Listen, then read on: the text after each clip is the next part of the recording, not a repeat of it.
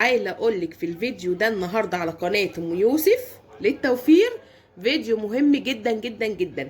ازاي نعمل فلوس، وازاي يبقى معانا فلوس، وازاي نعمل ثروه، وازاي يبقى معانا ذهب، وازاي نلبس ذهب، وازاي يبقى معانا فلوس في الفيديو ده. بس قبل اي حاجه، لا يلا نصلي على الرسول. اللهم صلي وسلم وبارك عليك يا حبيبي يا شفيعي يا رسول الله.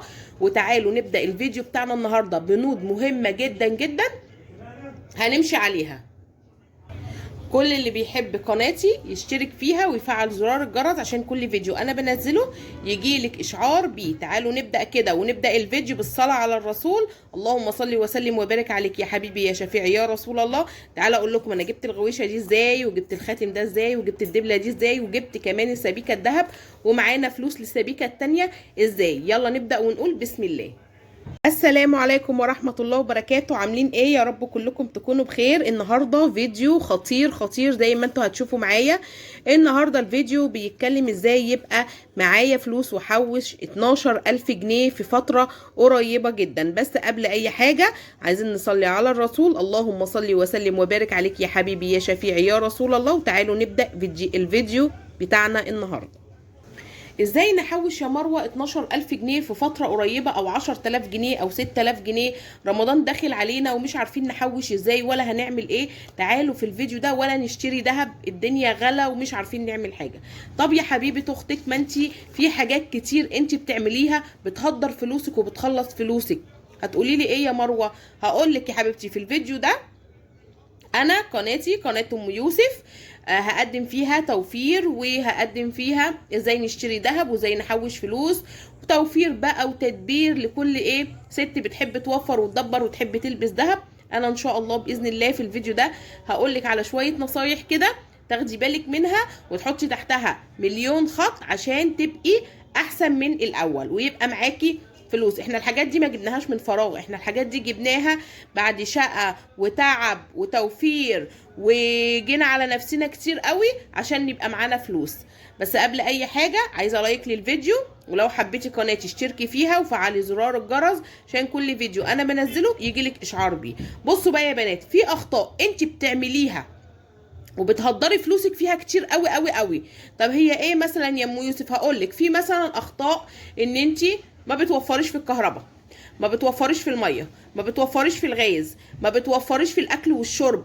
كله ايه؟ ضيع ضيع، وعماله تضيعي في الفلوس وتفرتكي في الفلوس، وبدفع فواتير كهرباء بال 600 700 جنيه، وبدفع فواتير الغاز بال 200 وال 300، وبشحن باقة النت مرتين في الشهر. وبصي الدنيا خربانه معايا يا مروه.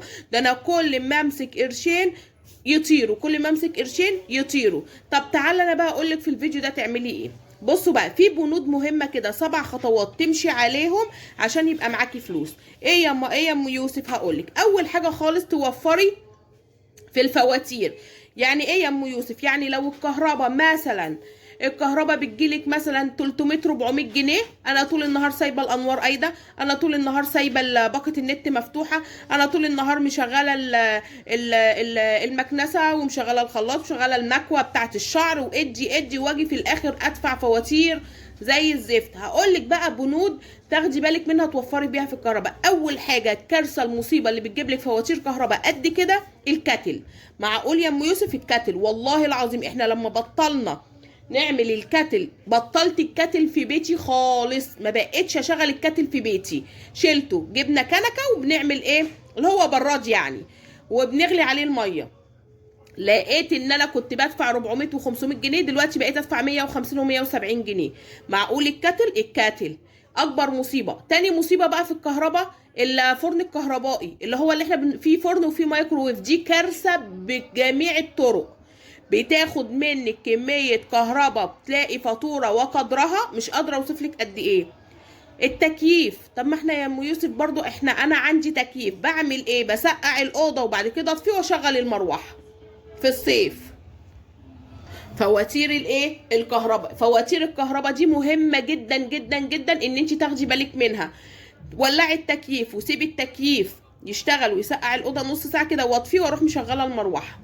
هتحسي ان الاوضه ساقعه وحلوه ورطبه، وفي نفس الوقت الدنيا كويسه وما شغلتش الكهرباء كتير. فرن الكهربائي ده شغلي فرن البوتاجاز احسن لك 100 مره. بيسحب كميه كهرباء مش طبيعيه. بتبصي بدل ما بتدفعي 150 جنيه ادفع 500 و600. عرفتي بقى انت ممكن توفري من ايه؟ تعالي بقى على فواتير النت، تلاقي العيال ليل نهار ماسكين التليفون. بشحن يا ام يوسف مرتين في الشهر. طب ما انت اللي عامله في نفسك كده، مش انت اللي سايباهم ماسكين التليفونات ليل نهار؟ كل واحده فيهم ماسكه التليفون وقاعده على النت. وادفعي يا معلمه بقى، كله يقعد على النت وانت تكوعي، كله يقعد على النت وانت تكوعي، كله يقعد على النت وانت بتدفعي. طب ما انا اوفر. انت النت ده يشتغل ساعتين في اولا في مذاكره وفي امتحانات. افصلي فيش النت دي خالص، يا ريت ما تشحنيهاش. وفري الفاتوره الشهر ده وحطيها، هاتيلك بيها حاجه تنفعك وتنفع العيال. عندنا امتحانات، مش عايزين فواتير نت احسن، يبقى احسن خالص. مش عايزين نقعد على النت. طب احنا في اجازه والنت ساعتين 3 ساعات بكتير في اليوم. يعني واحده تشحن اقل باقه دلوقتي ب 300 و400 جنيه، تخلص في نص الشهر عايزه 300 يعني انا اعمل باقه نت لوحدها 800 جنيه ليه؟ حرام ولا مش حرام؟ لا حرام، كلام فاضي. يبقى في حاجات كده بتهدري. الغاز مش على الفاضي والمليان وانت بتغسلي المواعين مشغله حنفيه الميه. طبعا الجو ساعه وكنا مشغلين الميه السخنه. لا اغسلي وشوفي واقفلي الحنفيه، ما تفضليش سايبه الحنفيه 24 ساعه شغاله ميه سخنه شغاله ميه. طب ما انت هيجيلك فاتوره غاز زي الزفت في الاخر. الميه اللي بتسيبيها على الفاضي بيجي. ما انت لو وفرتي من الفواتير دي والله العظيم هيبقى معاكي فلوس، هيبقى معاكي فلوس وهتعرفي يبقى معاكي فلوس وتحوشي. انا لما بدات ان انا اخلي بالي من الحاجات دي بدا يبقى معانا اخد مصروف البيت. انا بوفر من مصروف البيت وبقيت اعرف اشتري ذهب واشتري سبيكه واشتري ذهب انا وجوزي. ايدينا في ايد بعض بنشتري الحاجه اللي احنا عايزينها. طيب ايه تاني بقى يا ام يوسف؟ هقولك عندك الاكل.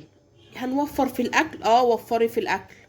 كل يوم فراخ، كل يوم لحمه، كل يوم سمك، كل يوم طبيخ. ليه؟ تطبخي 3 مرات في الاسبوع والباقي اعملي فول بقوطه، اعملي حبه رز بعدس وبطاطس وبيض، اعملي لك علبه تونه وحبه بطاطس محمرين، حته جبنه قريش وبيض متطقش في الزبده.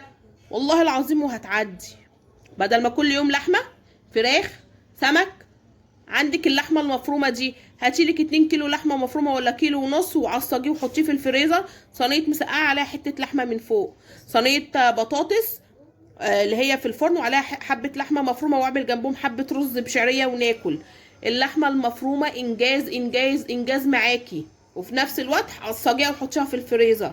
صينيه مكرونه بشاميل، صينيه بطاطس بالبشاميل، صينيه مسقعه وعليها حته لحمه حسب ما انت عايزه. اللحمه المفرومه انجاز معاكي. هاتي طبق بيض وحطيه، يوم بيض ويوم فول، يوم رز بعدس وبيض عشان يبقى بروتين عندك برضو للولاد عشان جسمهم. عايزه تحوشي وعايزه توفري، خليكي ست بيت شاطره.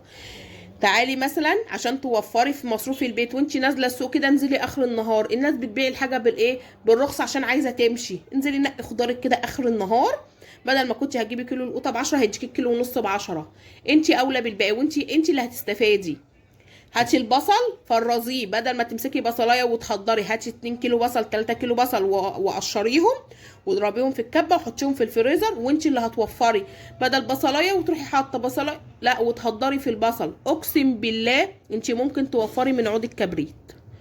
جارتي قالت لي الست الشاطره توفر من عود الكبريت وحته السلكه. كنت اقول لها يعني ايه؟ الله يمسيها بالخير، اسمها ام احمد. يعني ايه يا ام احمد؟ تقول لي يعني مش اعملي حتت السلك حتت صغيره كده وادعكي بيها، مش تمسكي الحته قد كده والسلك يخلص وتبعتي تجيبي سلك. فانا استغربتها، كنت لسه عروسه جديده. عرفت قيمه اللي هي قالته لي دلوقتي. عرفت اللي هي ربنا ما شاء الله كرمها وبنت بيت. انا عرفت ان هي كانت بتوفر ما شاء الله عليها وعرفت تعمل حاجه لعيالها ما شاء الله. ربنا يزيدها ويزيدنا. فعشان كده ما تستهتريش بكلامنا. قالتها لي كلمه، قالت لي وفري من عود الكبريت. كنت اقول لها من عود يعني ايه؟ قالت لي يعني امسكي عود الكبريت، مش كل شويه تقعدي ولعي بالعود وامسكي حته ورقه بيولعي بيها. اقول لها عود الكبريت، تقول لي عود الكبريت. ما تستهتريش. انت لو وفرتي في الحاجات اللي انا قلت لك عليها دي كلها، هل مش هيتبقى من مصروف بيتك حاجه؟ لا ده هيتبقى وهيتبقى وهيتبقى، وهتعرفي تجيبي سبيكه وهتعرفي يبقى معاكي فلوس وهتعرفي تخشي جمعيه وتجيبي اللي نفسك فيه. عشان تعرفي مش هتعرفي تخشي جمعيه وتجيبي لك حته غويشه ذهب كده، مش هتعرفي تخشي جمعيه وتجيبي لك خاتم، مش هتعرفي تخشي جمعيه وتجيبي لك دبله في ايدك، مش هتعرفي. لا هتعرفي لو حطيتي هدف قدامك. اقسم بالله لا تعرفي تعملي المستحيل زي ما بيقولوا.